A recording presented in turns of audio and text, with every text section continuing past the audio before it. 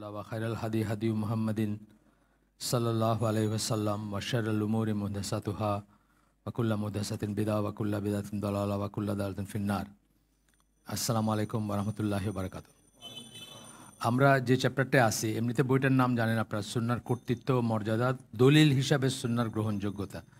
এইটা হচ্ছে আমাদের মানে সেন্ট্রাল কথা, যে দলিল হিসাবে সুন্নাহর গ্রহণযোগ্যতা। অর্থাৎ সুন্নাহ যদি আমাদেরকে কিছুটা আদেশ করে, তাইলে সেটা আমাদের কাছে কীরকম হবে, সেটা কি ওয়াজিব হবে, ফরজ হবে, নাকি মুস্তাহাব হবে, নাকি না করলেও চলে, এরকম কিছু হবে। এই ব্যাপারটা প্রতিষ্ঠিত করার জন্য এই বইটা, দলিল হিসাবে সুন্নাহর গ্রহণযোগ্যতা। তো আমরা এখানে এখন যে চ্যাপ্টারটা পড়তেছি সেটা হচ্ছে যে কোরআন এবং সুন্নাহর মাঝে, আমরা ছোট থেকে বড় হয়েছি এটা শুনে যে প্রথমে কোরআনে দেখবা, না পাইলে সুন্নায় দেখবা, অথবা কোরআন থেকে যেটা আসে সেটা আমাদের শিরোধার্য বা ফরজ, সুন্নাত থেকে যেটা আসে যেমন দাড়ি রাখা অথবা এই ধরনের আরও যে আমলগুলো আছে সেগুলা করলে ভালো, না করলেও চলে, এরকম একটা ধারণা নিয়ে আমরা বড় হয়েছি।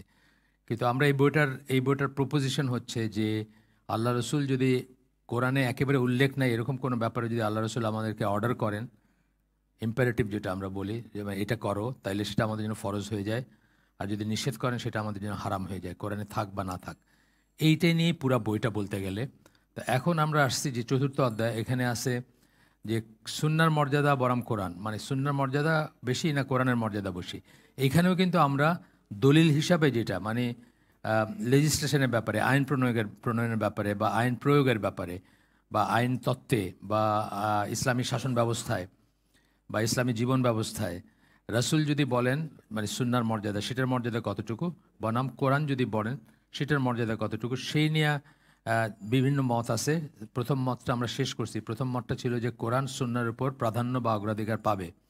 আমরা গতদিন পড়ছি 7টা পয়েন্ট ছিল, একটা একটা করে আমরা দেখছি যে 7টা পয়েন্টে আসলে এই ব্যাপারে কোনো যুক্তি না, বা এই ব্যাপারে গ্রহণযোগ্য কোনো ব্যাপার, মানে কোনো দলিল না বা যুক্তি না। এ কোন ব্যাপারে? যে সুন্নাহর আইনগত দিক যেটা, আইনগত মর্যাদা যেটা, সেটার ব্যাপারে এটা। যেমন ধরেন আমরা পড়ে আসছি, দুই একটা বলি, তারপর 7টা শেষ করছি আমরা, এবং তার উল্টা দিকের যুক্তিগুলো আমরা দেখছি। যেমন ধরেন একটা হচ্ছে যে কোরআন অলৌকিক। হ্যাঁ, কোরআন অলৌকিক ঠিক আছে, কিন্তু ধরেন কোরআন যদি নাও অলৌকিক হইতো, তাহলে কি কোরআনের মর্যাদা কমে যেত? আমাদের কাছে কমতো না।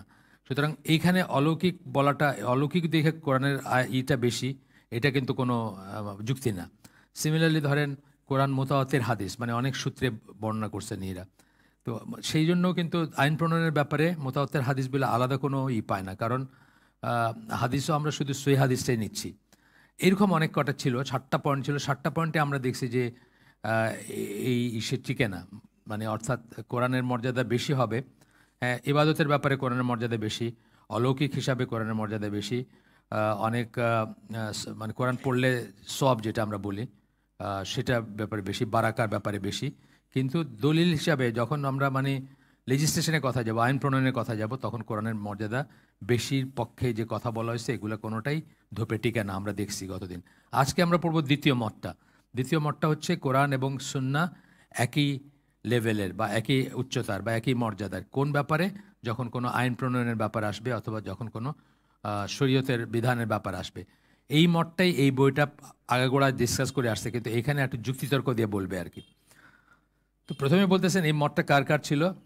যেমন ধরেন প্রথমেই বলতেছেন যে ইবন হাজমের স্পষ্ট মত ছিল। ইবন হাজম জানেন আপনারা, স্প্যানিশ অরিজিনের একজন পলিম্যাথ, বা মাল্টিপল ফিল্ডে ওনার ছিল, উনি স্কলার ছিলেন।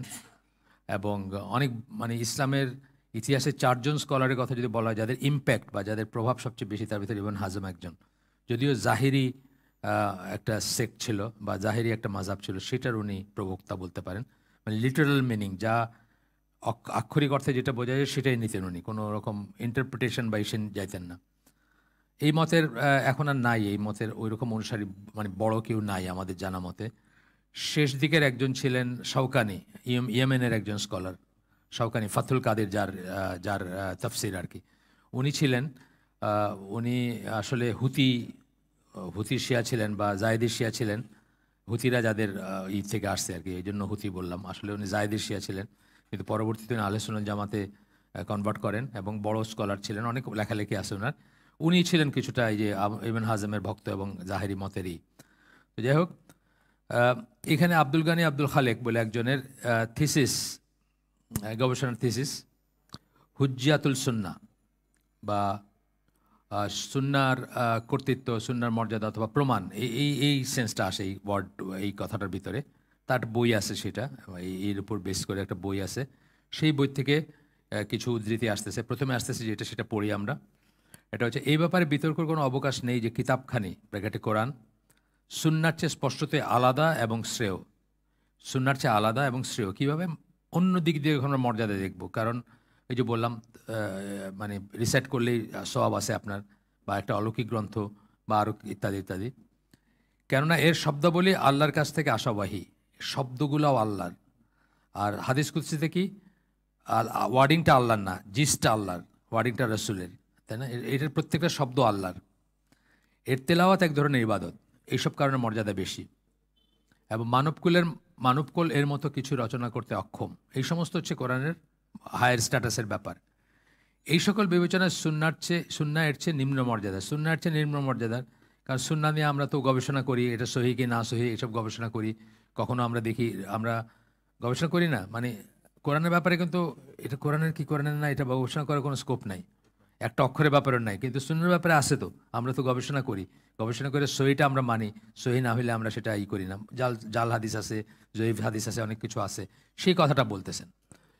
কিন্তু হুজ্জা, এখন পয়েন্টে আসতেছেন, ব্র্যাকেটে কর্তৃত্ব মর্যাদা প্রমাণ হিসেবে যখন বিবেচনা করা হবে, তখন উপরে উল্লেখিত গুণাগুণগুলির উৎকৃষ্টতা এমন কোনো প্রয়োজনীয় ব্যাপার নয় যার ফলে উভয়ের ভিতর কোনো আপাত বিরোধিতা দেখা দিলে কেউ কেবল কোরআনই মানবে এবং সুন্নাহকে অগ্রাহ্য করবে। উপরের যে ফ্যাক্টরগুলো বললাম, যেই জন্য কোরআনের মর্যাদা বেশি, কিন্তু যখন কর্তৃত্ব মর্যাদা এবং প্রমাণ দলিল হিসাবে যখন আসবে, তখন এইগুলা কোনো ধর্তব্যের ব্যাপার না, যেই জন্য যে আপনি কোরআনটা রাখবেন আর সুন্নাহটা ত্যাগ করবেন, সেটা বললেন আর কি। এটা এই জন্য যে আইন প্রণয়নের ব্যাপারে কোরআনের যে কর্তৃত্ব মর্যাদা, তার পেছনে মূল কারণটা কি বলেন তো? কেন কোরআন আইন প্রণয়নের ব্যাপারে, কোরআন কেন আইন প্রণয়ন করতে পারে? কেন? আল্লাহর ওয়াহি, সেই হিসাবে সুন্নাহ ওয়াহি। আমরা পড়ে আসছি না, সুন্নাহ কিতাব ওয়াল হিকমা, কোরআনের অনেক জায়গায় আছে। এই হিকমা বলতে সুন্নাহ বোঝানো হয়েছে, কিতাব বলতে কিতাব বোঝানো হয়েছে। আমরা পড়ে আসছি, দুইটাই আল্লাহর কাছ থেকে আসছে এবং দুইটাই আল্লাহ রসুলকে শিক্ষা দিতে বলা হয়েছে, আমাদেরকে শিক্ষা দিতে বলা হয়েছে। সুতরাং দুইটাই যদি আল্লাহর ওয়াহি হয়, তাহলে এক ধরনের আল্লাহর ওয়াহির উপরে আরেক ধরনের আল্লাহর ওয়াহি, কথাটা কেমন খেলো হয়ে যায়, তাই না? মানে ধরেন আমি কাউরে বললাম যে দুইটাই আপনার কথা, তো আমরা কিন্তু আপনার এই কথাটা আর এই কথাটার উপরে বেশি মানে প্রাধান্য পাবে, এটার কোনো মানে হয় না। কারণ আমি স্বীকার করে নিতেছি দুইটাই আপনার কথা, বিশেষ কোনো কারণ না থাকলে। তো এই জন্য বলতেছেন আইন প্রণয়নের ব্যাপারে কোরআনের যে কর্তৃত্ব মর্যাদা, তার পেছনে মূল কারণ হচ্ছে এই যে তা হচ্ছে আল্লাহর কাছ থেকে আসা ওয়াহি। আমি উদ্ধৃতিটা পড়তেছি, এই জন্য হুবহু পড়ে যাচ্ছি আর। এবং পূর্বে উল্লেখিত অন্যান্য গুণাগুণ এখানে ধর্তব্যের বিষয় নয়। অলৌকিক, সওয়াবের বা ইসের আল্লাহর কথা, এই কোনোটাই কিন্তু এখানে ধর্তব্যের ব্যাপার না। কিতাবখানি যদি অলৌকিক নাও হতো, ধরেন অলৌকিক না কিতাবটা, অথবা এর আবৃত্তি যদি ইবাদতের কাজ নাও হতো, মানে ধরেন প্রত্যেকটা হরফের জন্য একটা সওয়াব বা যেটা বলছেন সেটা যদি নাও হইতো, এবং রাসূলের রিসালাত যদি অন্যান্য অলৌকিক কর্মকাণ্ড যারা নিশ্চিত করা হতো, তবুও আমাদের বলতে হতো যে কোরআন এক হুজ্জা।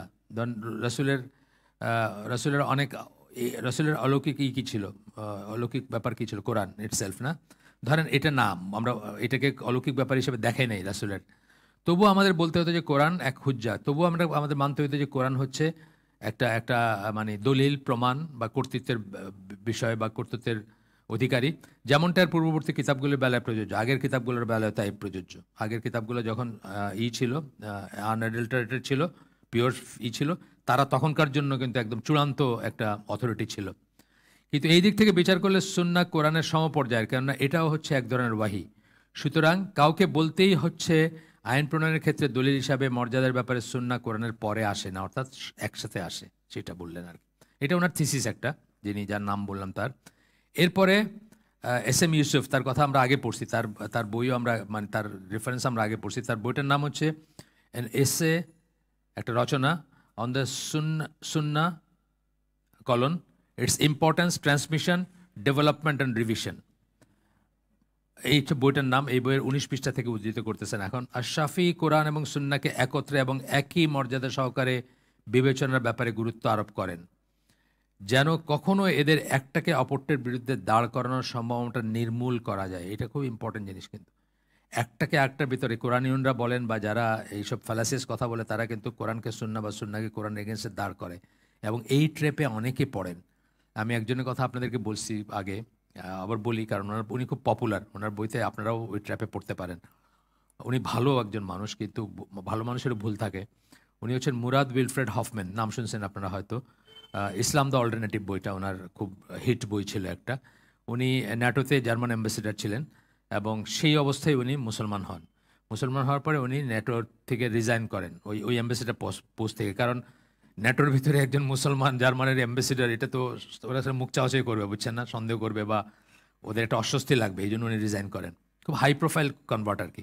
কিন্তু ওনার বইতে উনি একখানে লিখছেন যেটা খুব দুঃখজনক, এবং আমি জানি না কেউ কারেক্ট করে দিছে কিনা, আমার স্কোপ থাকলে আমি করে দিতাম। উনি রজম সম্বন্ধে বলছেন যে আল্লাহ যেখানে কথা বলেন নাই সেইখানে কোনো মানুষের সেটা নিয়ে কথা বলা উচিত না, যার একজন হচ্ছেন ইসলামের নবী মোহাম্মদ সাল্লাহ সাল্লাম। আল্লাহ তো রজমের কথা কোরআনে বলেন নাই, পাথর নিক্ষেপে ব্যভিচার করলে যে তাই রসুল এটা কোথায় পাইলেন? এই কথা আসলে উনি যদি বুঝে বলেন ওনার ইমান নাই, ইমান থাকার কথা না। মানে আমরা যে আলোচনা জামার যে স্ট্যান্ডার্ড বা আলোচনা জামার যে নিরিখে ধরে আর কি, এখানে বলতেছি না আমরা যে শূন্য অস্বীকার করে বা করে আল্লাহ রসুলকে যে চ্যালেঞ্জ করে যে আল্লাহ রসুল চেয়ে বেশি করে, সে আর মুসলিম থাকে না, এর পড়ে আসছে আমরা, সে মুরতাদ হয়ে যায়। তো সেইখানে ওনার এটা জানেন, উনি তো কনভার্টেড মুসলিম, নতুন হয়েছেন, আল্লাহ জানেন পরে কেউ কারেক্ট করে দিছে কিনা, কিন্তু উনি এই কথা বলছেন। এইরকম কথা কিন্তু আরও অন্যান্য মানুষও বলছেন। কারা বলছেন? যারা মুতাজিলা, যারা যুক্তিবাদী, যারা র্যাশনাল ইসের ভিতরে শুধু মানে যুক্তিতে যাদের কাছে বড়, তাদের অনেক যুক্তিতে অনেক কিছু কুলায় না, তাদের যুক্তিকে অনেক কিছু কুলায় না, বা তারা যুক্তি বাইরে গিয়ে মানতে পারেন না। আমাদের আহলে সুন্নাত জামার মেথোডোলজি কি? নাস, আকল এবং নকল। নাস হচ্ছে নকল, টেক্সট, কোরআন সুন্নাহ, কোরআনের আয়াত অথবা সুন্নাহ হাদিস, সহি হাদিস, এই তো নাস।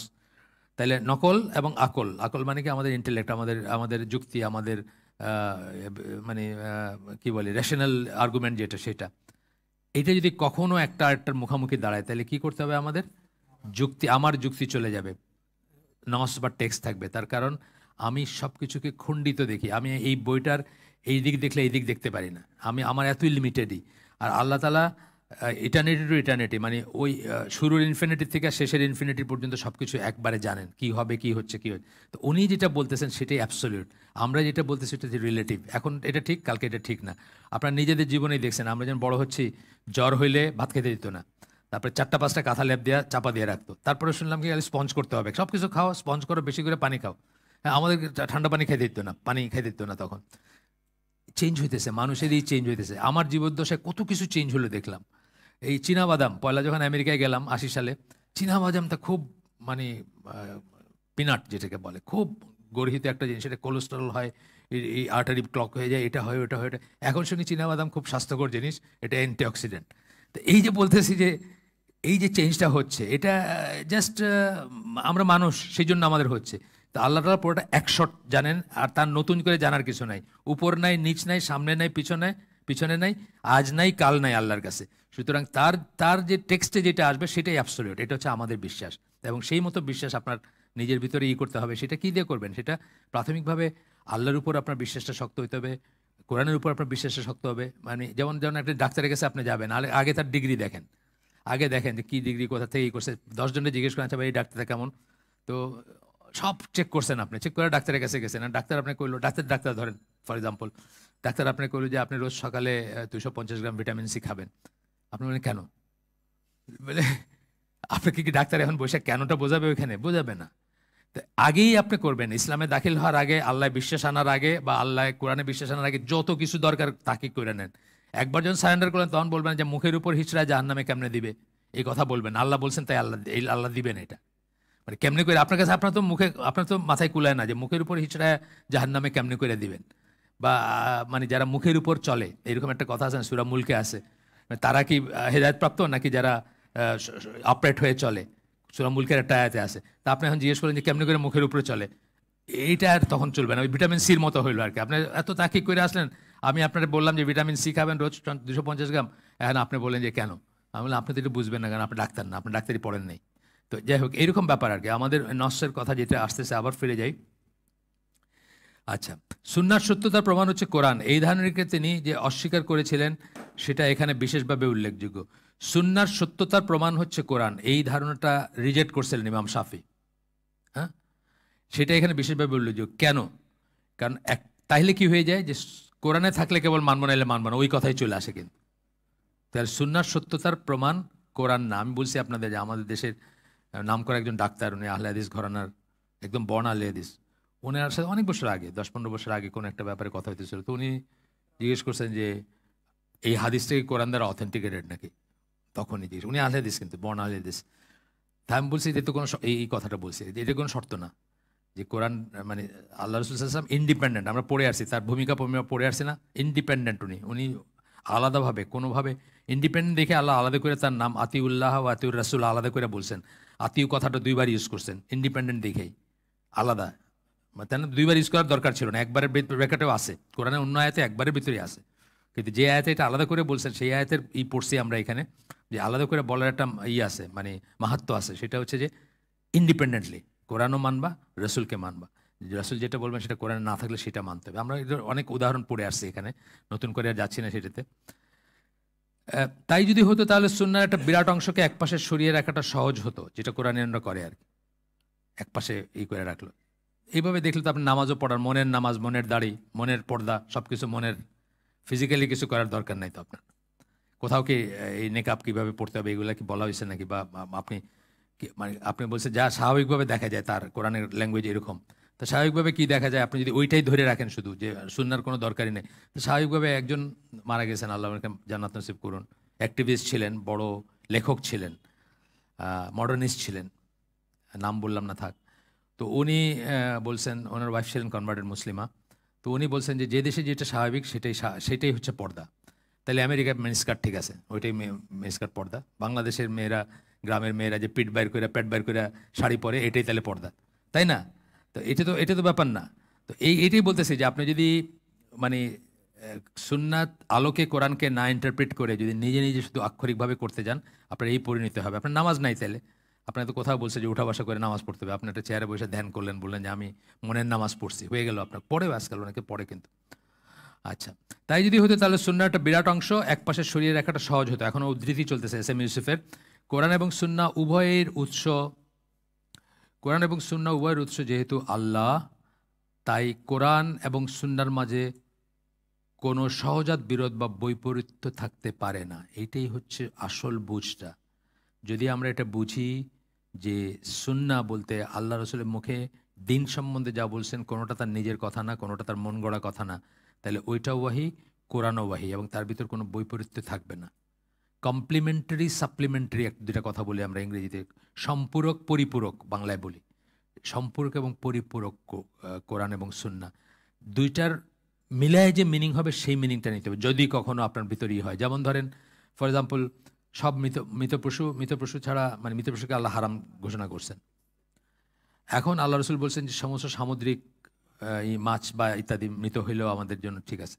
তাহলে দুইটা মিলায় আইট নিতে হবে। তাহলে সামুদ্রিকগুলার বাইরে যেসব মৃত পশু আছে সেইগুলো আমাদের জন্য হারাম, তাই না? বুঝছেন ব্যাপারটা? বোঝা গেছে?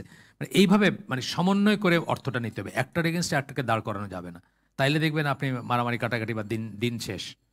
একটার কমপ্লিমেন্টারি অ্যান্ড সাপ্লিমেন্টারি বললাম, সম্পূরক এবং পরিপূরক। ওনারা বলবেন এই কথাটা, যাই হোক, বৈপরীত্য থাকতে পারে না। এই প্রশ্নাতীত মৌলিক তত্ত্বের উপর ভিত্তি করে আশ-শাফি তার মতামতকে জোরালোভাবে ব্যক্ত করেন। তার নিম্নলিখিত সূত্রের মাধ্যমে এই তত্ত্ব ঘোষিত হয়। তিনি একটা সূত্রই করেন, যেখানে অবশ্য একটু ভুল আছে, একটু ভুল মানে 100% ঠিক না, যেটা পরে আমরা বলবো পরে। কোরআন কেবল কোরআন দ্বারা বাতিল হতে পারে এবং সুন্নাহ আরেকটি সুন্নাহ দ্বারা বাতিল হতে পারে। উনি বোঝাইতে চাইছেন যে কোরআন আর সুন্নাহকে মুখামুখি দাঁড় করানো যাবে না। আপনি বললেন যে এটা তো কোরআনে নাই, সুতরাং এটা মানবো না, অথবা এটা তো সুন্নায় নাই, তাহলে এটা এইরকম করতে পারবেন না। কিন্তু বলতে গিয়ে কথাটা শোনানো মানে শুনলে মনে হয় যে একটা কোরআনের আয়াত শুধুমাত্র কোরআনের আয়াত দিয়ে মনসুখ হইতে পারে। এই কথা ঠিক না, কারণ সুন্নাহ দ্বারা কোরআন মনসুখ হয়েছে, এটা আমরা এখানে পড়ছি। সুন্নাহ দ্বারা কোরআনের আয়াত বা আয়াতের রুলিং নিয়মটাকে মনসুখ হয়েছে, এটা আমরা এখানে পড়ছি, সেটা বলতেছেন।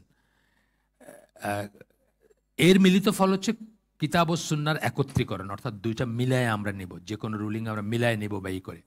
আচ্ছা, এই অবস্থার পক্ষে প্রমাণগুলো নিম্নরূপ। এখন প্রমাণগুলো আমরা দেখতেছি এই অবস্থানের পক্ষে। অবস্থানটা কি? কোরআন এবং সুন্নাহ সেম, একই লেভেলের, একটার এগেনস্টে একটা দাঁড় করানো যাবে না, দুইটা মিলায় যে রুলিং হবে সেটা নিতে হবে, সেটা মানতে হবে। আচ্ছা, কোন রসুলকে মানার বাধ্যবাধকতা তিনি কোনো কিতাব লাভ করেছেন কিনা তার উপর নির্ভরশীল নয়। কোন রাসূলকে মানার বাধ্যবাধকতা কিতাব আছে কিনা তার, কোরআন তো একটা কিতাব, সেটার উপর নির্ভরশীল নয়। আল্লাহ বলেন একটা এখানে আয়াত কোট করতেছেন সূরা নিসার 64 নম্বর আয়াত, যেখানে আল্লাহ বলতেছেন আল্লাহর অনুমতি সাপেক্ষে, আল্লাহর বিইজনিল্লাহ কথাটা আছে, এই জন্য বলতেছেন আল্লাহর অনুমতি সাপেক্ষে তার আনুগত্য করতে হবে। মানে এই যে রাসূলের আনুগত্য করতে হবে, এটা এই অথরিটি কোথায় পাইলেন উনি? আল্লাহর অনুমতি সাপেক্ষে, আল্লাহর কথায় বিইজনিল্লাহ বলতেছেন। আল্লাহর অনুমতি সাপেক্ষে তার আনুগত্য করতে হবে, এমন নির্দেশ ছাড়া আমরা কখনোই কোনো রসুল প্রেরণ করি নাই। যখন যেখানে যে রসুল প্রেরণ করছেন, যাদের কাছে প্রেরণ করছেন তাদের জন্য বাধ্যতামূলক ছিল তার আনুগত্য করতে হবে। ঠিক আছে? আচ্ছা, ব্যাপারটা যদি এরকম হতো যে হয় যে নবী যা বলেছেন তা অবশ্যই অনুসরণ করতে হবে বা মেনে চলতে হবে, তা কোনো কিতাবে রয়েছে কিনা সেই বিবেচনা ছাড়াই।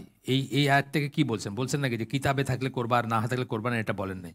তাইলে কিতাব আছে কিনা তার কাছে বা কিতাবে আছে কিনা সেটা কোনো বিবেচ্য বিষয় নয়।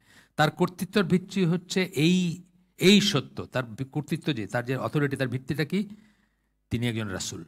এটাই হচ্ছে তার কাছে কিতাব আছে কি না আছে, আসছে কি না আসছে, সেটা ব্যাপার না।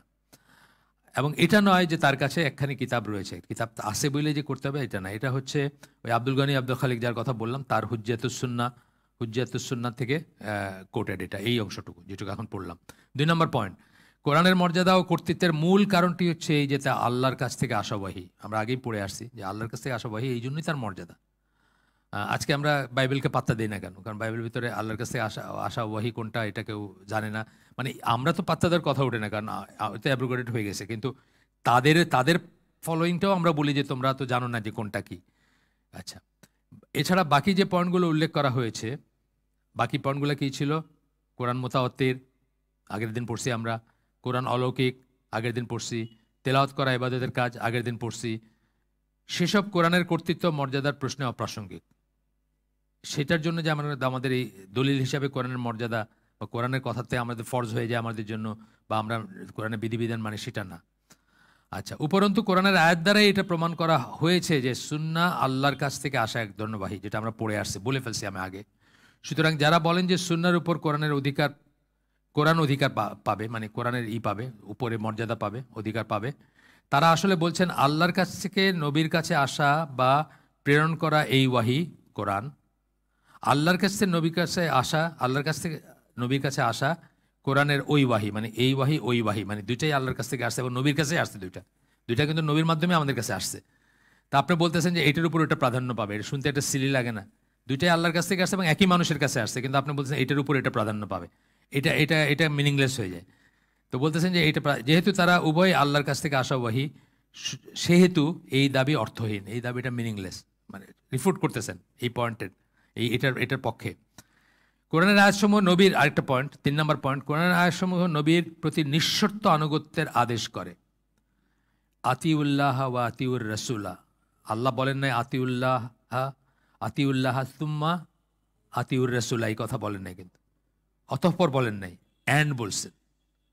দেখেন কিভাবে স্কলাররা ছোট্ট জিনিস থেকে একটা বের করে নিয়ে আসেন, পয়েন্ট বের করে নিয়ে আসেন। আমরা কত পড়ছি, কোনদিন মাথায় আসছে যে এখানে অ্যান্ড বলছে কিন্তু সুম্মা বলে নাই, সেই জন্য আগে এটা পরে এটা আসবেন, এটা মাথায় আসে না আমাদের। স্কলাররা জাস্ট ওয়াওটা দিয়ে বলতেছেন এখানে যে আল্লাহর প্রতি আনুগত্য ও নবীর প্রতি আনুগত্যের প্রশ্নে কোরআনে ওয়াও এবং অব্যয় যেটা, সেটা ব্যবহার করা হয়েছে। এবং কখনোই সুম্মা বা তারপর বা অতঃপর, সুন্নার 7টা মিনিং আছে। দেখেন আপনারা, একটা আছে ইউটিউবে পাওয়া যায়, একটা আরবিক কোর্সের 7টা মিনিং নিয়ে আলোচনা করছে, খুব সুন্দর। মানে এইটা দিয়ে কাফেররা কিন্তু অনেকে বিভ্রান্ত করতে চাইছে সুম্মা কিছু কিছু আয়াতে, মানে মনে হবে যে আগে পৃথিবী পরে আকাশ সৃষ্টি হয়েছে, বুঝছেন না? এরকম কথাবার্তা, তারা ফ্যালাসিয়াস কথাবার্তা বলতে চাইছে, তারা আরবিক ল্যাঙ্গুয়েজ জানে না, সেই জন্য বলছে। সুম্মার 7টা ইম্পোর্ট আছে, দেখেন আপনারা। অ্যান্ড আছে, অ্যান্ড সেন্সও আছে, কোথাও এটা অ্যান্ড, আচ্ছা, কোথাও অপরন্তু, কোথাও তারপর, কোথাও মোর ওভার, মানে এইটা এবং মোর ওভার, তার উপরেও বলতেছেন আপনি, উপরন্তু এই সেন্সে ইউজ হয়। কখনো অ্যান্ড সেন্সে ইউজ হয়, কখনো তারপরে সেন্সে ইউজ হয়, অতঃপর সেন্সে ইউজ হয়। 7টা আছে। আচ্ছা, এই সংক্রান্ত সকল আয়াতগুলোর বিশেষ বৈশিষ্ট্য নিহিতার্থ হচ্ছে এই যে ইসলামের আইনের ব্যাপারে আল্লাহর কিতাবের আনুগত্য এবং নবীর সুন্নাহর আনুগত্যের মর্যাদা একই।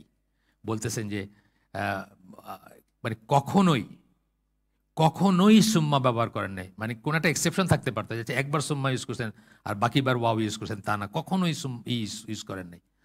আচ্ছা, এইবারে আমরা আরেকটা জিনিস পড়ে আসছিলাম খুব মজার, যে আল্লাহর প্রতি আনুগত্যের কথা কখনোই রাসূলের প্রতি আনুগত্যের কথা ছাড়া কোরআনে উচ্চারিত হয় নাই। এটা পড়ে আসছিলাম আমরা, খুব মজার একটা অবজারভেশন। কিন্তু আল্লাহর প্রতি যখনই আনুগত্যের কথা বলেছে তখনই রাসূলের প্রতি আনুগত্য কথা বলেছে, কিন্তু রাসূলের প্রতি আনুগত্যের আয়াত আছে যেখানে আল্লাহর প্রতি আনুগত্যের কথা বলা হয় নাই। বুঝছেন তো ব্যাপারটা? মানে ওইটা ছাড়া এটা মানে একটা থেকে একটা আলাদা যেন করতে না পারেন। আপনি বলেন যে আমি একেশ্বরবাদী, আমি এক আল্লাহ বিশ্বাস করি, আল্লাহ ছাড়া অবাদতের যোগ্য কোনো সত্যিকার ইল্লা নাই, কিন্তু আমি মনে করি মোহাম্মদ সাল্লাল্লাহু আলাইহি ওয়াসাল্লাম ভণ্ড নবী ছিলেন, তাইলে হবে না আর কি। দুইটা একটা প্যাকেজ একসাথে আসতে হবে দুইটা। তো এটাই বলতেছেন এখানে যে একই মর্যাদা। জীবনের উদ্দেশ্য হচ্ছে আল্লাহর ইবাদত ও আনুগত্য করা, আমাদের লাইফের উদ্দেশ্য। ওমা খালাকতুল জিন্না ওয়াল ইনসা ইল্লা লিয়াবুদুন, আমরা বারবার বলছি এখানে। তাহলে সেই ইবাদতের কথা বা সেই আনুগত্য কথা, ইবাদত আনুগত্য, হ্যাঁ, একটা হচ্ছে ইত্তিবা, একটা হচ্ছে ইতাআত। তো সেই আনুগত্য এবং সেই ইবাদতের কথা একসাথে আসছে, ইবাদত আনুগত্য। ইত্তিবা তো অনুসরণ, একটা অনুসরণ একটা আনুগত্য, দুইটা আলাদা বলতে চেয়েছিলাম। ইবাদত না, ইবাদত আরেকটা জিনিস, মাফ করবেন আমি ওইটার সাথে গুলাই ফেলছি। আনুগত্য এবং অনুসরণ, ইত্তিবা হচ্ছে অনুসরণ। আচ্ছা, তো কিন্তু এখানে কি বলছেন, আল্লাহর ইবাদত এবং আনুগত্য, আমাদের লাইফের উদ্দেশ্য হচ্ছে আল্লাহর ইবাদত এবং আনুগত্য, মানে সেম জিনিস। ইবাদত মানে কি, আব থেকে আসছে, আব মানে কি কৃতদাস, কৃতদাসের নিজস্ব কোনো সত্তা থাকে না, যা মনে বলবে তাই করতে হবে। আমাদের ব্যাপারটা তাই, আল্লাহ যা বলছেন সেটা আমরা করব, যা নিষেধ করছেন সেটাতে বেঁচে থাকবো। ইবাদতের মানে ব্রডার একটা বললাম আমি। রিচুয়ালস যেগুলো আমরা, এগুলো ইবাদত, এবং এর বাইরেও ইবাদত আছে। প্রত্যেকটা কথা আল্লাহর মতো করে, আল্লাহর ইচ্ছা মতো, আল্লাহকে খুশি করতে গিয়ে করা একটা মান্ডেন কাজ, সাধারণ কাজও ইবাদত হয়ে যেতে পারে। সাধারণ কাজ মানে দৈনন্দিন কাজ। রাস্তা থেকে একটা বড়ির ডাল উঠায় ফালাইলেন, এটাও আপনার ইবাদত, যদি আল্লাহর কথা মনে করে করেন, যে আল্লাহর একজন বান্দা কষ্ট পাবে সেই জন্য করছে। আচ্ছা, তো বলতেছেন যে এখানে বলতেছেন, কিন্তু আল্লাহ বলেন যে রাসূলের আনুগত্য করে সে নিশ্চিতভাবে আল্লাহরই আনুগত্য করে। সূরা নিসার ৮০ নম্বর আয়াতে বারবার আসছে এই আয়াতটা। এই আয়াতটা খুব, মানে একটা আয়াত যদি বলেন কোরআনীয়দের এগেনস্টে আপনি ইউজ করবেন, তাহলে এই আয়াতটা সেই আয়াত। যে রাসূলের আনুগত্য করে সে আল্লাহরই আনুগত্য করে। এটা দুনিয়ার আর কারো ব্যাপারে প্রযোজ্য না। বুঝছেন তো? এই ইউনিক স্ট্যাটাসটা আল্লাহ রাসূলকে দিচ্ছেন আর কি। এবং এর উল্টাটা রাসূল বলছেন অন্যখানে, অন্য হাদিসে আসছে, আমরা পড়ে আসছি। এটা অনেকবার এটা কোট করা হয়েছে এই আয়াতটা, আমরা পড়ে আসছি। রাসূল উল্টাটা বলছেন যে রাসূলের অনানুগত্য করে বা বিরোধিতা করে সে আল্লাহর বিরোধিতা করে, মানে ভাইস ভার্সা, দুই সাইডের। আচ্ছা, আল্লাহর ইবাদতের একটা কাজ হিসেবে আল্লাহর কিতাব অনুসরণ করা হয়, আল্লাহর রাসূলকে অনুসরণ করা হয় আল্লাহর ইবাদতের একটা কাজ হিসেবেই। এটা ইবাদত, প্রথম কথা কোরআনের এটা বোঝা উচিত বা সবাই বোঝা উচিত যে রাসূলের আপনি আল্লাহুম্মা সাল্লি আলা মুহাম্মাদ বললেন, তার কি প্রশংসার দরকার আছে নাকি? কেন বলেন? আপনি বলেন এই জন্য যে এটা একটা ইবাদত। আপনি তো বলেন আসলে ইবাদত হিসাবে, তার উনি কি প্রশংসা মানে ওনার কি প্রশংসার দরকার আছে? আপনার প্রশংসা কি আছে, যে কোথায় কি প্রশংসা করলেন না করলেন? কিন্তু কেন এটা আল্লাহ করতে বলছেন, এই জন্য এটা ইবাদত। আপনি তো একটা ইবাদতের কাজ হিসেবে করেন এটা। উনি নিজেও পড়ছেন এটা মসজিদে ঢোকার সময়, দেখেন আপনার মসজিদে ঢোকার সময় দরুদ পড়ার আছে, উনি নিজে পড়ছেন। উনি কি ওনার নিজের উপর নিজের প্রশংসা করতেছেন নাকি? না, উনি পড়ছেন এজ ইবাদত, আল্লাহ বলছেন দেখে করতেছেন। এইভাবে জীবনে ছোট থেকে ছোট, বড় থেকে বড় প্রত্যেকটা জিনিস মানে আল্লাহর ইবাদত হিসেবে আমরা করি, এবং রাসূলকে অনুসরণ যে করি এইটাও আল্লাহর ইবাদত। সূরা আল ইমরানের ৩১ নম্বর আয়াতে বলছেন না, বলো তোমরা যদি আমাকে ভালোবাসো তাহলে, রাসূলকে বলতেছেন তোমরা যদি আল্লাহকে ভালোবাসো তাহলে আমার অনুসরণ করো। এইটা ইবাদত, সেই জন্য বলছে। আল্লাহকে ভালোবাসার ম্যানিফেস্টেশন হচ্ছে রাসূলকে অনুসরণ করা। তাইলে কি করবেন? আল্লাহ আপনাদেরকে ভালোবাসবেন, মানে তোমাদেরকে ভালোবাসবেন এবং তোমাদের গুনাহসমূহ মাফ করে দিবেন, তাই না? তার মানে এই রাসূলকে অনুসরণ করাটা ইবাদত। এটা জাস্ট একটা মানে না যে একটা মানুষ, আমাদের পলিটিক্যাল লিডার, তার অনুসরণ করলাম, তার পিছে পিছে হাঁটলাম, তা না ব্যাপারটা। এবং তার সেই প্রশংসার দরকার নেই। আমরা যখন মানে এখনকার দরুদ যেটা বলি আমরা, যেটা সালাওয়াত বা সালাত যেটা বলি, সেটার আসলে এটার মিনিং কি? আল্লাহ এখনকার স্কলাররা বলেন, বা আগের স্কলাররা বলতেন, মাঝখানে আমরা হারাই ফেলছিলাম, পিস বি আপন হিম বলতাম আমরা, তাই না? PBUH ইংরেজিতে লিখতো, তার উপরে শান্তি বর্ষিত হোক, এটা না, মিনিং এটা না। মিনিং হচ্ছে মে আল্লাহ প্রেজ হিম, আল্লাহ যেন তার প্রশংসা করেন। তার প্রশংসা কী দরকার? উনি তো জান্নাত, ওনার জান্নাত যাওয়ার ফিক্স না হয়ে গেছে না? ওনার প্রশংসার কী দরকার? কোনো প্রশংসার দরকার নেই। প্রশংসা কী জন্য দরকার? কার কাছে করবেন আল্লাহ? ফেরেশতাদের কাছে করবেন। যখন ফেরেশতাদের কাছে তার প্রশংসা করা হয়, তার মানে কি তার উম্মত সহকারে একটা প্যাকেজ, এটা বুঝছেন তো?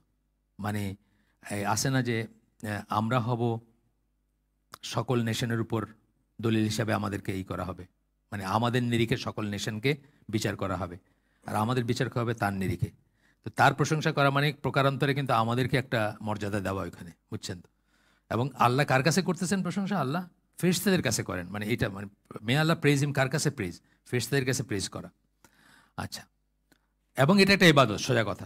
দরুদ পড়া, সালাওয়াত পড়া, সালাওয়াত এটা ইবাদত, নিজে করছেন নবী। মানে শুনতে যেমনই লাগো আপনার কাছে, উনিই করছেন, কারণ এটা ইবাদত হিসাবে করছেন উনি। আমরা নামাজে পড়ি, এটা উনি পড়ছেন না? এটা দরুদ ইব্রাহিম পড়ছেন না? পড়ছেন তো। আল্লাহুম্মা সাল্লি আলা মুহাম্মাদ পড়ছেন না? এটা একমাত্র তার বেলায় প্রযোজ্য। আপনি আর কোনো মানুষের বেলায় চিন্তা করা যায় না এটা, কারণ এটা একটা ফর্মুলা যেটা আল্লাহ শিখাই দিয়েছেন, যেটা ইবাদত হিসাবে পড়তে হবে। এরপরে বলতেছেন নবীর ইবাদত নয়, কিন্তু স্বয়ং আল্লাহর ইবাদত। মানে নবীকে অনুসরণ করাটা নবীর ইবাদত না, কিন্তু এটা কিন্তু আবার একটা মনে রাখার ব্যাপার আছে। আমরা কিন্তু নবীর ইবাদত করি না।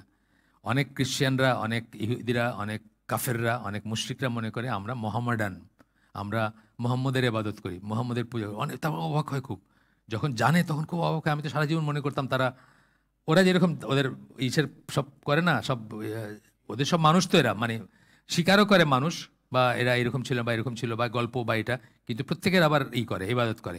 আমরা তো আমাদের নবীদের ইবাদত করি না, আমাদের নবী না, কোনো নবীরও না, আর কেউ কোনো নবীর করুক সেটাও আমরা চাই না। সেটাও আমাদের কাছে শিরক, তাই না? মানে যারা খ্রিস্টানদের মুশরিক বলার কারণ কি?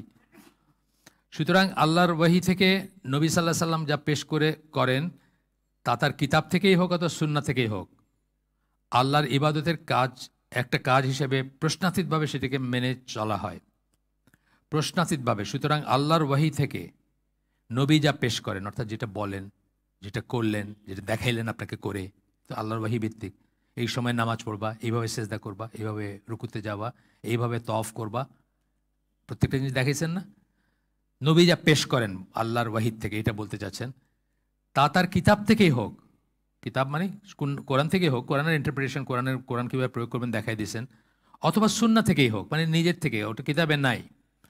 আল্লাহর ইবাদতের একটা কাজ হিসেবে প্রশ্নাতীতভাবে সেটাকে মেনে চলা হয়, প্রশ্নাতীতভাবে মেনে চলা হবে। নবীর মাধ্যমে আসা দুই শ্রেণীর ওয়াহির মধ্যে পার্থক্য করার কোনো অবকাশ নাই। দুইটা শ্রেণীর ওয়াহির ভিতরে পার্থক্য করা যাবে। আমরা দুইটা প্রপোজিশন পড়লাম। প্রথমটা শেষ করছি আমরা, যেটাতে বলে কোরআনের মর্যাদা বেশি হওয়া উচিত। আমরা ওইটার পয়েন্টগুলো রিপিট করছি গতদিন। আজকে আমরা পড়লাম কি, যে কোরআন এবং সুন্নাহ সমান লেভেলে থাকবে। এখন আরও একটা মত আছে এখানে, যে সুন্নাহ কোরআনের উপর প্রাধান্য পাবে। আমরা দেখব যে এই মতটা প্রথম মতটার চেয়ে বেশি যুক্তিযুক্ত। যদিও স্কলাররা এই পর্যন্ত যান নাই, তার আগেই থেমে গেছেন, তারা ভয়ে থেমে গেছেন। মানে এই কথাটা একটা অন্য মিনিং হয়ে যেতে পারে, মানে কোরআনের এইটাকে একটু ডাউন প্লে করা হইতে পারে, এই জন্য তারা ওই পর্যন্ত যান নাই। কিন্তু যদি কেউ এটা বলে, তাহলে এটা প্রথমটার চেয়ে প্লজিবল, মানে প্রথমটার চেয়ে বেশি গ্রহণযোগ্য হইতো যদি বলতো। এখানে বলবেন সেটা, আসেন আমরা দেখি একটু। সুন্নাহ বেশি প্রাধান্য পাবে। আমরা আগে দেখছি যে একদম আপনি একটা প্র্যাকটিক্যাল চিন্তা করেন, যে নজবিল্লাহ কোনোদিন হোক আমরা চাইতেছি না, বা হবে বলতেছি না, প্র্যাকটিক্যাল একটা সিনারিও চিন্তা করেন, যে কোরআন আর নাই পৃথিবীতে, কিন্তু সুন্নাহটা একদম এভরিথিং ডিটেলসে আছে। কিভাবে নামাজ, কিভাবে রোজা, কিভাবে সব আছে। নামাজ কেমনে পড়বেন, তেলাওয়াত কেমনে করবেন, কতগুলো সূরা জানেন আপনি, বা এই জানেন, আপনি ইসলাম পালন করতে পারবেন তো। কিন্তু সুন্নাহ টোটালি হারাই গেছে, আর কোরআনের শুধু বইটা আছে, আপনি কিন্তু দিন পালন করতে পারবেন না। যে জন্য খ্রিশ্চানরা তাদের ধর্মকে হারায় ফেলছে, কারণ তার সুন্নাহর কোনো ধরনের কোনো প্রিজার্ভ করে নাই। এখন তারা নিজেরাই কনফিউজ, কোনটা ঠিক আর কোনটা না। কোনো একটা কিছুকে তারা বলতে পারে না যে ঈসা আলাইহিস সালাম এরকম করছেন, এই কথাটা বলার জন্য তারা সেটাকে প্রিজার্ভ করে না, সেটা নাই তাদের কাছে। তো এখানে বলতেছেন নিজেকে ব্যাখ্যা করার ব্যাপারে এবং বাস্তবে একে কিভাবে প্রয়োগ করা হবে তা দেখিয়ে দেওয়ার ব্যাপারে কোরআনের সুন্নাহকে প্রয়োজন রয়েছে। কোরআনের সুন্নাহকে প্রয়োজন আছে। কেন? কোরআন নিজেকে ব্যাখ্যা করবে কিভাবে? কিভাবে প্রয়োগ করতে হবে। ব্যাখ্যা এবং প্রয়োগ দুইটা বললেন। ব্যাখ্যা আমি দেখছি না, চোরের হাত কেটে দাও, কোরআনে বলা হয়েছে। চোর বলতে কারে বোঝাইতেছে? হ্যাঁ, যে আপনার একটা সিঙ্গাড়া নিয়ে দৌড় দিচ্ছে, তার হাত কেটে দিবেন না, তাই না? হাত কাটা বলতে কি বোঝাইতেছে? এখান কোনটা, কতটুকু, কে বলছেন? রাসূল সাল্লাল্লাহু আলাইহি ওয়াসাল্লাম বলে গেছেন। এই কথাটাই মানে আমি আরেকবার বললাম আর কি এখানে, যে কিভাবে প্রয়োগ করা হবে তা দেখিয়ে দেওয়ার ব্যাপারে এবং নিজেকে ব্যাখ্যা করার ব্যাপারে, মানে কোরআনের নিজেকে ব্যাখ্যা করার জন্য কোরআনের প্রয়োজন আছে সুন্নার, সেই কথাটা বলতেছেন। এছাড়াও কোরআনের অনুপস্থিতিতে কেউ তবুও সুন্নাহ প্রয়োগ করতে পারে, যেটা আমি বলে ফেললাম, পারে, যা কোরআনের সমস্ত শিক্ষাগুলোকে ধারণ করে। যদি সুন্নাহ প্রিজার্ভ থাকে, রিয়েলি কোরআনের সব শিক্ষাকে ধারণ করে আসে, তাহলে যদি কোরআন কোনো কমিউনিটির কাছে না থাকে, সে তবুও ইসলাম পালন করতে পারবে। কিন্তু আদার ওয়ে রাউন্ড, সুন্নাহ সে জানেই না, তার কাছে একটা কোরআন নিয়ে দিলেন না, আইসল্যান্ডে অথবা গ্রিনল্যান্ডে একলা আছে, তার কাছে একটা কোরআন নিয়ে দিলেন, সে সেখান থেকে দিন পালন করতে পারবে না। এটা বলতেছি আর কি। কমন সেন্স না এটা? পারবে সে? বলেন, আপনারাই বলেন। সে নামাজ কেমনে পড়বে, সে রোজা কেমনে রাখবে, সে হজ কেমনে করবে, বা অন্য কিছুই পারবে না, সেটাই বলতেছেন। আল-আউজাঈ বলেছেন, একজন স্কলার, ওনার একটা মাযহাব ছিল একসময়, মাযহাব মানে একটা দল ফলোয়িং ছিল, আস্তে আস্তে নাই হয়ে গেছে ওগুলো। উনি বলেন, ওনার উদ্ধৃতি আছে, সুন্নার কিতাবখানির যতটুকু প্রয়োজন রয়েছে তার চেয়ে কিতাবখানির কাছে সুন্নার প্রয়োজন বেশি। এটা আমরা এখনই পড়লাম, যেটা বললাম। মাকহুলের কাছ থেকে আরেকজনের বর্ণনা আসতে এই বক্তব্যের বর্ণনা রয়েছে। ইয়াহিয়া ইবনে কাসির এমনকি এরকমও বলেন, সুন্নাহ কোরআনকে নিরীক্ষণ করে, মানে পরীক্ষা নিরীক্ষা করে। সুন্নাহ কোরআনকে পরীক্ষা নিরীক্ষা করে, কিন্তু কোরআন সুন্নাহ নিরীক্ষণ করে না। আচ্ছা, অপর কথায় বলতে গেলে সুন্নাহ দেখিয়ে দেয় যে কোরআন কিভাবে প্রয়োগ করতে হবে। সুন্নাহ আপনাকে বলে দিচ্ছে এইভাবে প্রয়োগ করবা।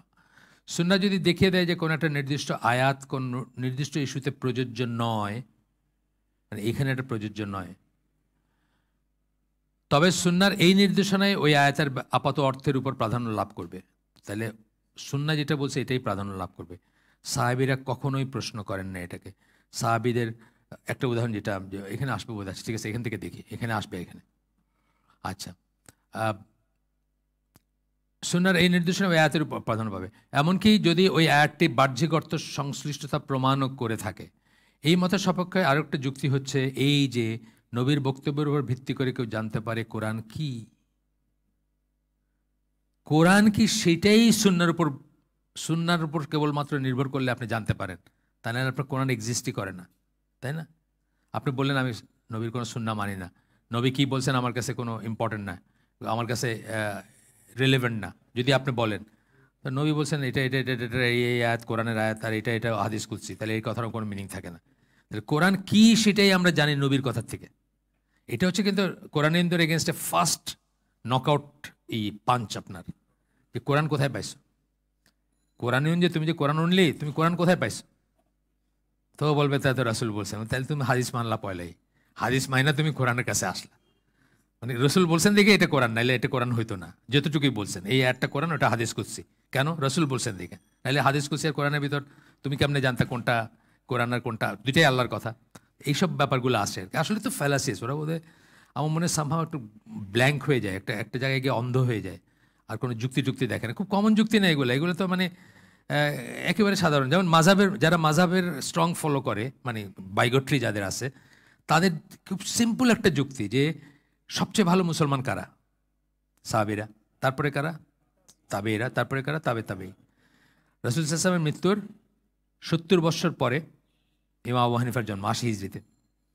আরও ধরেন 20 বছর পরে উনি করতে শুরু করছেন, 90 বছর পরে। এই 90 বছরের ভিতরেই তো আল্লাহ রসুলের বলা বেস্ট অফ দ্য বেস্ট মুসলিমরা আছে।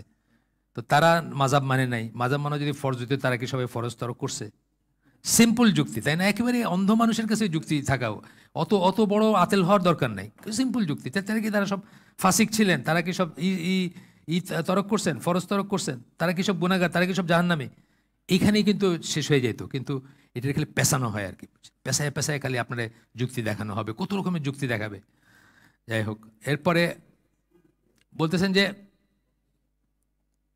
আমরা কয়টা শুরু করছি আজকে, তাই? আচ্ছা, এরপর বলতেছেন নবী সাল্লাল্লাহু আলাইহি ওয়াসাল্লাম যদি বলে থাকেন এটা কোরআনের অংশ, তবে সেটা কোরআনের অংশ বলে গণ্য করা হবে বা করা হয়।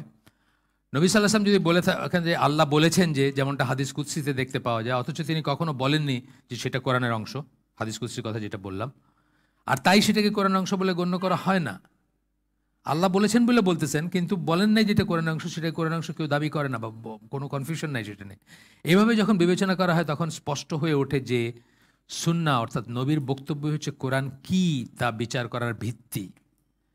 কোরআন কি, কোরআন কতটুকু, কোরআন কি, কোরআন কতটুকু সেটা বিচার করার ভিত্তি হচ্ছে নবীর সুন্নাহ, আর কোনো ভিত্তি নাই। বুঝছেন? সেটা হারায় ফেললে কিন্তু আমরা ওই ইহুদি খ্রিস্টানদের মতো হয়ে যেতাম। কিতাবের কতটুকু আসল আর কতটুকু না আমরা জানতাম না কোনোদিন। এই তৃতীয় মতটির সপক্ষে সম্ভবত প্রথমটির চেয়ে বেশি যুক্তি প্রমাণ, যেটা আমরা বললাম। প্রথমটা কি ছিল যে কোরআনের মর্যাদা বেশি, কিন্তু এইভাবে যখন আমরা চিন্তা করবো আমরা দেখবো যে সুন্নাহর প্রয়োজন, মর্যাদা না হোক অন্তত প্রয়োজনটা বেশি, এটা আমরা বুঝতেছি। কিন্তু সেটা আমরা বলবো না। কিন্তু বেশিরভাগ স্কলার ব্যাপারটাকে এই পর্যন্ত নিয়ে যেতে সংকোচ বোধ করেন। এই যে বললাম কোরআনের প্রতি একটা সম্মানের বশত বেশিরভাগ স্কলার এই কথাটা পর্যন্ত নিয়ে যান। আহমদ বিন হাম্বলকে জিজ্ঞেস করা হয়েছিল একবার যে আপনি কি মনে করেন, উনি তো সুন্নাহর উপর অনেক বড় অথরিটি ছিলেন। উনি বলছেন যে আমি অতটুকু যাওয়ার মতো স্পষ্টবাদী হব না। আমি যদি স্পষ্টবাদী হইতাম তাহলে আমি তাই বলতাম আর কি, কিন্তু আমি অতটুকু স্পষ্টবাদী হব না। তবে আমি বলবো যে সুন্নাহ কোরআনকে ব্যাখ্যা করে ও নিশ্চিত করে। সুন্নাহই কোরআনকে ব্যাখ্যা করে এবং সুন্নাহই কোরআনকে নিশ্চিত করে। একটু আগে আমরা যে পড়ে আসলাম না যে কোরআন সুন্নাহকে বা একটা হাদিসকে নিশ্চিত করবে, এটা জরুরি না, কিন্তু সুন্নাহ একটা আয়াতকে নিশ্চিত করবে, এটা জরুরি। কারণ আল্লাহ রসুল বললেই কেবল এটা কোরআনের আয়াত, সেই কথাটা বললেন লাস্টে এসে। আবার পড়ি উনার উদ্ধৃতিরা, আহমদ বিন হাম্বল, আমি অতটুকু যাওয়ার মতো স্পষ্টবাদী হব না, মানে আমি এত স্পষ্ট কথা বলতে চাই না। তবে আমি বলবো যে সুন্নাহ কোরআনকে ব্যাখ্যা করে ও নিশ্চিত করে। এটা যে বই থেকে সেই বইয়ের নাম টাম লেখা আছে এখানে। কোরআনের পাশাপাশি সুন্নাহর কর্তৃত্ব অবস্থানের বিষয়ে উপসংহার, আমরা 3টা মত পড়ছি, আমরা এটার উপর ডিটেলস আলোচনা করছি 2টা হালাকা, আজকে সেকেন্ড হালাকা এটা নিয়ে আমরা এটার উপসংহারটা করব, কনক্লুশন। এই বইটা ওইভাবেই করছেন উনি, প্রত্যেকটা চ্যাপ্টারের পরে বা প্রত্যেকটা প্রপোজিশনের পরে এসে আবার একটা কনক্লুশন আসছেন, কি শিখলাম আমরা। তখন যেটা হয় যারা হালাকায় থাকেন তারা মনে রাখতে পারেন, কিছুটা মনে থাকে, কারণ কনক্লুশনটা হচ্ছে তো ছোট করে বলা হচ্ছে। এতক্ষণ তো অনেক বড় আলোচনা হলো, আমরা দেখি কটা। তো বলতেছেন যে 3টা মতের পর্যালোচনা করে আমরা নিম্নলিখিত সিদ্ধান্তে উপনীত হই। 1 নম্বর, সুন্নাহর উপর কোরআন অগ্রাধিকার পাবে। যারা এই মতাবলম্বী তারা মনে হয় তাদের মতের পক্ষে বেশ শক্ত যুক্তি প্রদর্শন করেছেন। তবে একটু নিবিড় পর্যবেক্ষণ ও বিশ্লেষণ করলে দেখা যায় যে আপত্তির মুখে তাদের কোনো প্রমাণই ধোপে টিকে না, যেটা আমরা আগে দেখে আসছি, আগের দিন পড়ে আসছি। শেষ পর্যন্ত এরকমটাই মনে হয় যে তাদের মতের সপক্ষে আসলে কোনো যুক্তি প্রমাণই নেই, আমরা দেখে আসছি সেটা শেষ। 2জন স্কলার মেইনলি, একজন হচ্ছেন সাতিবি আগের দিনের, আর একজন হচ্ছেন এই দিনের লোকমান আস-সালাফি। এই 2জনের এই মত ছিল ওই দিকে আর কি, যেটা বললাম আমরা। 2 নম্বর উপসংহার পড়তেছি আমরা। কোরআন এবং সুন্নাহকে একত্রে একীভূত এবং একক হিসাবে সমান অংশীদারির ভিত্তিতে গ্রহণ করতে হবে, এই মতাবলম্বীদের যুক্তি প্রমাণই সবচেয়ে শক্তিশালী, এটাই সবচেয়ে শক্তিশালী মত। আসলে এখানে এই জন্য দেখবেন এখনকার যে সৌদি আরব থেকে যে বইগুলো বাইর হয়, আহলে সুন্নাহ জামার যে বইগুলো আমরা এখানে পড়ছি, ইসলামিক বিলিফ, ওইখানে প্রথমেই বলছেন একটা জায়গায় যে don't say first Quran and then সুন্নাহ, সে কোরআন অ্যান্ড সুন্নাহ। মানে আগে কোরআন পরে সুন্নাহ, এটা বলো না, বলো কোরআন সুন্নাহ, কোরআন ও সুন্নাহ একসাথে বলো, একসাথে বলতে বলে। আসলে এখানে মূল পয়েন্টটা হচ্ছে কোরআন ও সুন্নাহ উভয় আল্লাহর কাছ থেকে আশাবাহী, এইটাই কিন্তু মেইন পয়েন্ট এখানে, যত কথা বললাম তার ভিতরে। আর এই কারণেই তাদের কাছে আমরা নিজেদের সমর্পণ করি এবং সেগুলো মেনে চলি। আল্লাহ রসুলের অনেক নিজস্ব কথা আছে না, যেগুলো মানাটা আমাদের জন্য শিরোধার জন্য আছে, এরকম কথা। আমরা কেন, আল্লাহ রসুলের ওয়াইফের কৃতদাসী উনিই মানেন নাই, ওনাকেই আল্লাহ রসুল একটা রিকোয়েস্ট করছিলেন, মানে উনি একটা কথা বলছিলেন, ও সেই কৃতদাসী তাকে জিজ্ঞেস করছিল আপনি কি আমাকে অর্ডার করতেছেন নাকি সুপারিশ করতেছেন। বোঝাইতে চাইছে আপনাকে নবী হিসাবে বলতেছেন, অর্ডার মানে তো নবী হিসাবে, আর সুপারিশ করলে তো মানুষ হিসাবে। তা আল্লাহ রসুল বলছেন যে না না, আমি শুধু সুপারিশ করতেছি। তাইলে আমার এর কোনো প্রয়োজন নাই, মানে সরাসরি মুখের উপর বলছেন। এবং আপনারা আমারও সেই ব্যাপার যে আমরা যে জানি যে এটা মানুষ হিসাবে একটা কিছু করছেন, সেটা মানতে আমরা বাধ্য না। আপনারা আমার ব্যাপারে সাহাবীরা এটা বুঝতেন যে এটা ওয়াহি, এটা নবী হিসাবে, এটা মানুষ হিসাবে। অনেক উদাহরণ দিছি আমরা আগে, আর আজকে আর বাড়াইলাম না, যুদ্ধের ময়দানে আছে এরকম উদাহরণ।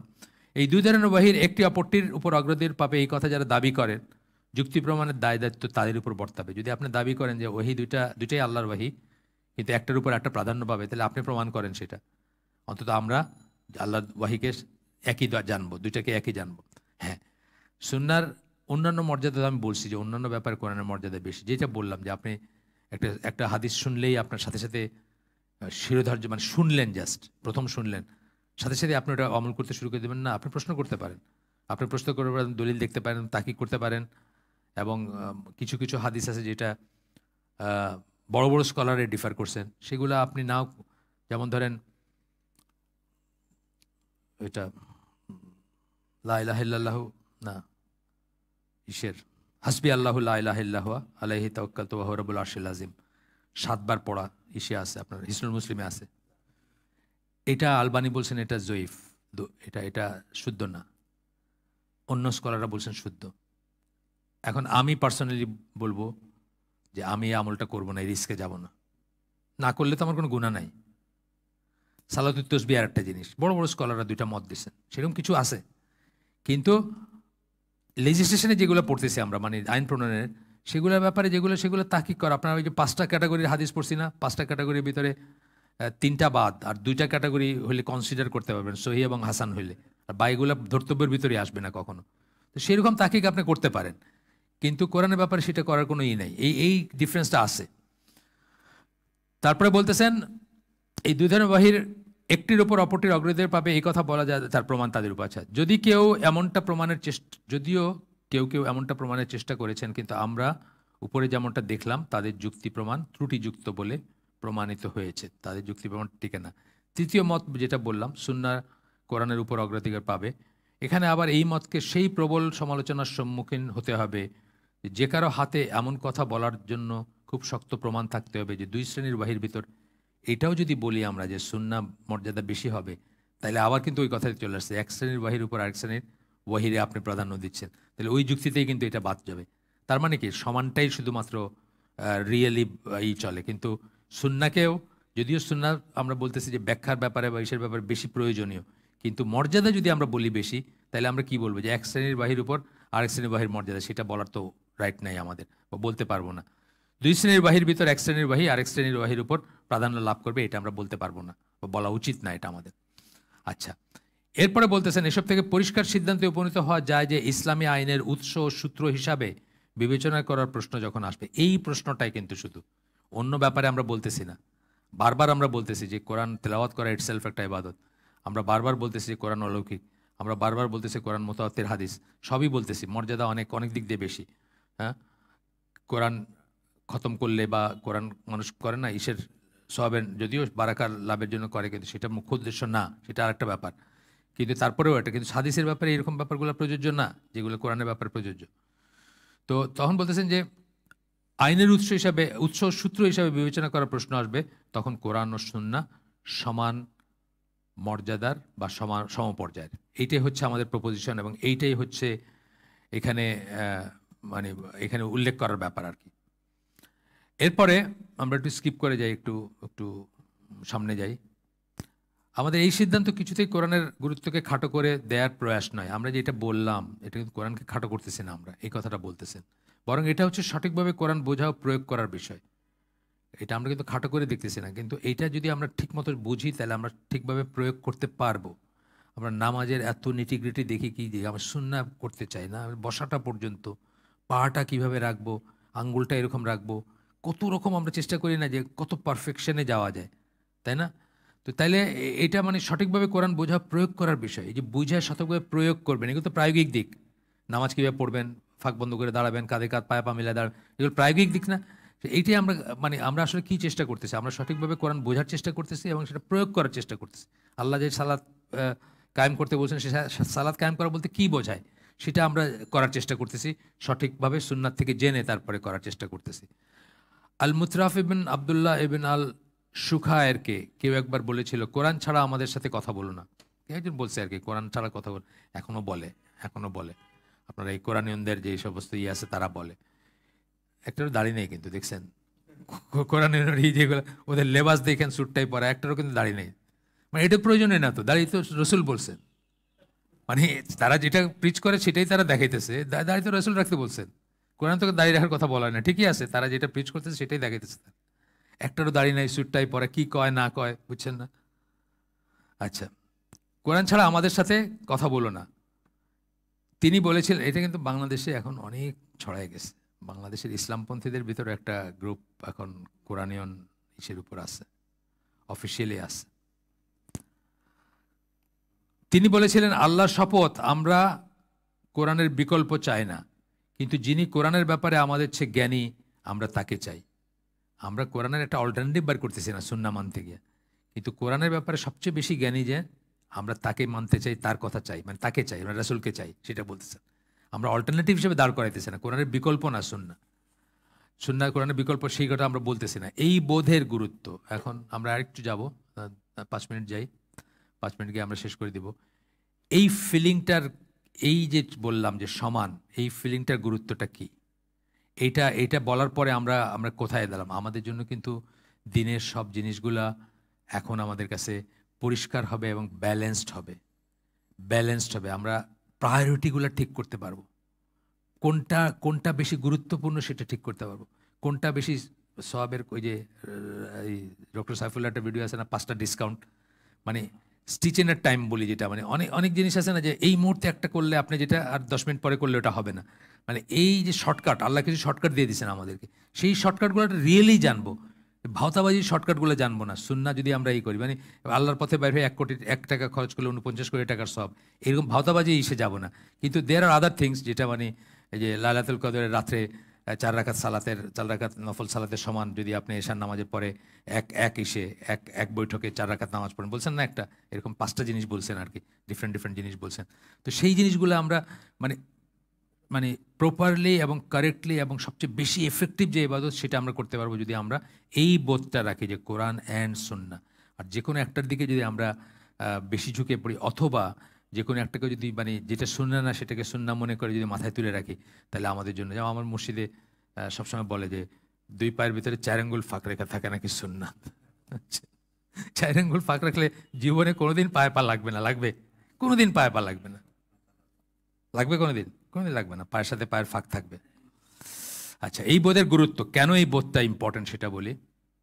যে কাউকে অবশ্যই আল্লাহকে মানতে হবে, এটাতে কোনো বিতর্ক নাই, এবং রাসূলকে মানতে হবে, এই কথাটা আল্লাহ বারবার কোরআনে উচ্চারণ করেছেন, বারবার উচ্চারিত, কতবার আমরা পাইছি, কত আয়াত পাইছি আমরা। সূরা এই যে আলে ইমরানের যে আয়াত বললাম, 31-32 নম্বর আয়াতে আল্লাহ এই কথাটা বলছেন, বা অন্যান্য অনেক জায়গায় বলছেন। সূরা জুমাও না, সূরা জুমায় না, অন্যান্য জায়গায়, অনেক জায়গায় বলছেন। প্রথম সবচেয়ে ইম্পর্টেন্ট যেটা, সেটা সূরা নিসার 59 নম্বর আয়াত, যেটা বারবার আমরা বলি এখানে, যেটা মানে মাযহাবের এগেইনস্টে সবচেয়ে স্ট্রং দলিল আর কি, সেই আয়াতটা। যাই হোক, এই কথাটা আল্লাহ বারবার কোরআনে উচ্চারণ করেছেন। দুটো ব্যাপার একত্রে হাতে হাত রেখে চলে। আরেকটি আয়াতে আল্লাহ বলেন রাসূলের প্রতি আনুগত্য আসলে আল্লাহরই প্রতি আনুগত্য, যেটা পড়ে আসলাম, সূরা নিসার 80 নম্বর আয়াত। সুতরাং প্রথমে কোরআন পরে সুন্নাহ এমন ভাবার কোনো অবকাশ নেই। এইখানেই কিন্তুটা হচ্ছে, এখানে প্রথমে সুন্নাহ পরে, প্রথমে কোরআন তারপরে সুন্নাহ। এই কথাটা আমরা ছোটোবেলাতে বড় হয়েছি শুনতে, এবং সেই জন্য আমরা সব সুন্নাহগুলোকে ডাউন প্লে করছি বা ডাউনগ্রেডেড করছি। যে জন্য আমরা মিউজিক শুনি, যে জন্য আমরা সিনেমা দেখি, যে জন্য আমরা মেয়েদের সাথে আড্ডা মারি, এই সব জিনিসগুলো আসছে কিন্তু বিকজ আমরা সুন্নাহকে ব্রাশ আউট করে দিছি বা ব্রাশ সেট করে দিছি, একসাথে এক পাশ কাটাই দিছি। এই সব কটা আসছে, এইসব অনুশাসনগুলো কোথা থেকে আসছে? এগুলো সুন্নাহ থেকে আসছে মেইনলি, যদিও কোরআনে আসে মিউজিকের কথা, কিন্তু সেই মিনিংটা কোত্থেকে আসছে? মিনিংটা আল্লাহ রসুল যেভাবে বুঝেছেন সেখান থেকে আমরা বুঝছি। সেখানে শুধু শয়তানের ভয়েস বলা হয়েছে, কিন্তু শয়তানের ভয়েস যে মিউজিক, এই মিনিংটা আমরা কোথা থেকে শিখছি? এটা রসুলের কাছ থেকে শিখছি, তাই না? মানে এইভাবে বলতেছি আর কি, যত কিছু আছে। তারপরে বলতেছেন, এই একটা বোল্ড ফেস পড়ে আমরা শেষ করে দিব এখন, মানে একটা হাইলাইটেড একটা পোরশন আছে। বাস্তবে কোরআন এবং সুন্নাহর ভিতর কোনো পরস্পর বিরোধিতা নেই, কারণ দুটোই আল্লাহর কাছ থেকে আসা ওয়াহি, দুটোই একত্রে যায়, দুটোই অপরিহার্য। দুইটা ওয়াহি, দুইটা একত্রে যায়, দুইটা অপরিহার্য, ইনএভিটেবল বা আনঅ্যাভয়েডেবল যেটা বলি আমরা। শরিয়ার দুটো উৎস সমন্বয়ে গঠিত, যেমনটা নবী নিজে সকল মুসলিমকে মনে করিয়ে দিয়েছেন। নিজে নবী বলছেন, মালিক আল হাকিম এবং বাইহাকির একটা হাদিসটা সহিহ, সেখানে বলতেছেন, আমি তোমাদের মাঝে দুটো বিষয় রেখে গিয়েছি, বা আমি জানি, সবাই জানি, এটা অনেকবার শুনছি, যেগুলোর সাথে যদি তোমরা লেগে থাকো তাহলে তোমরা কখনোই পথভ্রষ্ট হবে না, আল্লাহর কিতাব ও তার নবীর সুন্নাহ। এই হাদিসটা। এখানে আমরা আজকের আয়োজন শেষ করে দিব। সুবহানাকা আল্লাহুম্মা ওয়া বিহামদিকা আশহাদু আল্লা ইলাহা ইল্লা আনতা আস্তাগফিরুকা ওয়া আতুবু ইলাইক। আমরা যে শুনলাম তার ভিতরে ভালো কিছু শুনে থাকলে সমস্ত প্রশংসা আল্লাহর, আলহামদুলিল্লাহ। খারাপ কিছু শুনে থাকলে সমস্ত ব্যর্থতা আমার এবং সেটা শয়তানের তরফ থেকে। আল্লাহ আমাদেরকে তৌফিক দেন যা ভালো শুনলাম তার উপর আমল করার। আসসালামু আলাইকুম ওয়া রাহমাতুল্লাহি ওয়া বারাকাতুহু। এই বইটা আমরা একবার নিয়ে আসছিলাম, তারপরে আমাদের বাসায় একটু গোছগাছ হয়েছে। দুইটা মানে আমার ছেলে, আমরা উপর নিচে থাকি, তো গোছগাছ করতে গিয়ে আরও কয়েক কপি বাইরে এসে আমি 10টা কপি নিয়ে আসছি, যদি কারো লাগে ওনাদের কাছে নিয়ে যেতে পারেন। এই যে ইসের কাছে আছে, এই যে পিছনে আছে আর কি, হাবিবকে আমি দিয়েছিলাম, উনিও দিতে পারেন চাইলে। আসসালামু আলাইকুম। নিয়মিত বই পড়ার অভ্যাস কীভাবে তৈরি করা যায়? আমার মনে হয় বই পড়তে হলে বইয়ের যেটা বিকল্প হয় সেটাকে আগে ত্যাগ করতে হবে, ফেসবুক ছাড়তে হবে, তাই না? ফেসবুক না ছাড়লে এই যে মোবাইলের মোবাইলের এতটুকু মোবাইল হয় না এখন, যেগুলো স্ট্যান্ডার্ড মোবাইল সাইজ, ওইটার অর্ধেক পড়তে পড়তে আমাদের এইটা চলে যায়, আর বেশি পড়ারই না। আসলে তো বিরাট একটা লস হয়েছে, পড়ার অভ্যাসটা চলে গেছে বিশাল। আমার নিজেরও গেছে, ওই পরিমাণ যায় না, কিন্তু আমার নিজেরও গেছে। আপনাদের মতো হয়তো যায় না, আমার বাধ্য হয়ে পড়তে হয়। এনে আসার আগে হোমওয়ার্ক করে আসছি না। আচ্ছা, বই পড়ার অভ্যাস কীভাবে তৈরি করা যায় ও একটি বই থেকে কিভাবে সর্বোচ্চ পরিমাণ উপকৃত হওয়া যায়, এবং দয়া করে আপনার বই পড়ার রুটিন ও পদ্ধতি যদি শেয়ার করেন। আমার রুটিন তো এক সময় একরকম ছিল। জাহাজে যখন ছিল 2 দিনে একটা বই শেষ হতো। জাহাজে যখন ছিলাম চিফিনিয়া হিসেবে, ফিজিক্যাল কোনো কাজ নাই, 2 দিনে একটা বই, এবং কি কনসেন্ট্রেশন নিয়ে পড়তাম। তাইলে আপনার ওইরকম একটা বনবাসে যাইতে হবে যদি কনসেন্ট্রেশন নিয়ে পড়তে চান। আর অভ্যাস তৈরি করবেন, আমার মনে হয় আপনার এইটা ছাড়িয়ে দেবেন, এই মিডিয়াতে থাকাটা ছেড়ে দেবেন। আপনি ই করবেন, লিখবেন একদিনে কতদিন থাকলেন, দেখবেন আপনি কত সময় চলে যাচ্ছে। এটা বাদ দিবেন। আর উপকৃত হবেন, প্রথম কথা হলো গাইডেড বই পড়েন। আমাকে আল্লাহ দয়া করছিলেন, মাফ করছিলেন, হ্যাঁ, করুণা করছিলেন যে আমি গার্বেজ মার্কা বই পড়াও ওইখানে বাইরে হয়ে আসতে পারছি। আমি একটা সময় ছিল যেখানে ইসলাম শব্দটা আছে, যে কোনো বই দেখলে সেই বই কিনছি এবং পড়ছি। শিয়াদের বই পড়ছি, ফেমিনিস্টদের বই পড়ছি, মানে নেম এনিথিং, কী যে পড়ছি আমি, এগুলো আপনার বলতেও মানে আমার খারাপ লাগবে এখন। একদম ফেমিনিস্ট, মানে আল্লাহ বলতে গেলে বিশ্বাসই করে না, তারও বই পড়ছি। বর্ডার প্যাসেজ একটা বইয়ের নাম, লায়লা আহমেদ বইলা, ইজিপশিয়ান এক মহিলা, সে লিটারেলি আল্লাহ বিশ্বাসই করে না। কারণ সে বলছে সূরা লাহাবের মতো একটা সূরা আল্লাহর কাছে নাজিল হইতে পারে, এটা নিশ্চয়ই পরে কেউ বানায় জানায় ফেলছে। সে মুসলমান আছে? মুসলমান নাই তো সে। এর বইও পড়ছি আমি। কেন? এটা মুসলমান নাম দেখছি, এটা মুসলমান কথা মনে হয়েছে, মানে আল্লাহ খোদার কথা বলছে। ভিতরে গিয়ে পরে বুঝছি যে এটা অন্য গন্ডগোল। ফাতেমা মেনেসির বই পড়ছি, উনি মারা গেছেন। মরক্কোর জন্ম, আমেরিকান, বার্কলির টিচার ছিলেন, স্কার্ট পরা, খোলা মাথা, ঝাঁকড়া চুলালা মহিলা, মারা গেছেন। উনি খুব স্ট্রং ফেমিনিস্ট ছিলেন তখনকার দিনে, ওনার বই পড়ছি আমি। তো আপনার গাইডেড বই পড়বেন, আমার কাছে জেনে নিন কী বই পড়বেন। আচ্ছা, গেল এটা 2টা। আর কিভাবে উপকৃত হবেন, সেই বইগুলোর ভিতরে আপনি যে ওয়ার্ডগুলো দেখবেন হাইলাইট করবেন। আমার একটা বইয়ের চেহারা দেখেন, যে কোনো পেজ দেখেন, আমার বইয়ের পেজের চেহারা দেখেন, এই যে দেখেন, প্রত্যেকটা পেজে হাইলাইট করা দেখবেন। কারণ এইটা হচ্ছে জিস্ট, এই পেজের ভিতরে এইটাই সবচেয়ে ইম্পর্টেন্ট কথা। যদি আপনি এটা রিপ্রোডিউস করতে চান, বা আবার লিখতে চান, বা আবার শুনতে চান, বা আবার কাউকে বলতে চান তাইলে, বা মনে করতে চান তাইলে। এবং কনসেন্ট্রেশন খুব বড় একটা জিনিস। আমি ধরেন 20 বছর আগে বই পড়ছি, কিন্তু একটা কথা পৃষ্ঠার কোন সাইডে আছে এটা আমার এখনো মনে আছে, কারণ আমি হাইলাইট করে রাখছি, আমি খুঁজে পাবো যে এইটা এইখানে আছে। একটা কথা হলো যে কোন সাইডে পড়ছি, বা পাশ আর ডান পাশ দুইটা আলাদা না, এবং সেখানে হাইলাইট যে করছি এটা আমার মনে আছে। ওই কনসেন্ট্রেশনে যখন পড়ছি, এখন হয়তো সেটা হবে না। এখন সেই কনসেন্ট্রেশন নেই। আপনাদের মতো আমিও তো অনেকটুকু সময় এসে কাটাই, এই যে এখানে কাটাইতেছি, তারপরে হালাকা করছি সকালে একটা, কালকে রাত্রে করছি একটা, তো এগুলোতে সময় যায় না। এটা তো জুমে করা মানে কি, আমি তো ইন্টারনেটে আসি। তো আমারও এটাই, আমার জন্য দোয়া করবেন যেন আল্লাহ বাড়ায় দেন। মানে লেখালেখি তো বন্ধ করে দিছে, লেখালেখি তো গত 2005 সালের পরে আর তেমন একটা নাই, বন্ধ সব। 5-6 সালের পরে আর নাই। তো দোয়া করবেন একটু যেন আল্লাহ সময়, কারণ আমি বুঝি যে লেখার চেয়ে লেকচারের এইটা বোধ হয়, আমি মরে গেলে কেউ লিখতে পারবে ওখানে, ট্রান্সক্রিপশন করতে পারবে, কিন্তু অন্তত আমি আমার কথাগুলো বলে যাই, জানাই যাই। তারপরে কেউ লিখলো বই, আমার তার কপিরাইটের কোনো ব্যাপার নেই, পয়সা কামানোর কোনো ব্যাপার নেই। আসেও কিছু মানুষ আমার বইটই করছে, মানে আমার লেকচার থেকে লেখালেখি করছে। ওই যে আগন্তুক বলে একটা আছে না, ওটা তো আমার লেকচার থেকে করছে, এক মেয়ে করছে, কেরা ওই যে কি কোরআনের আলো, ওইখানে করছে।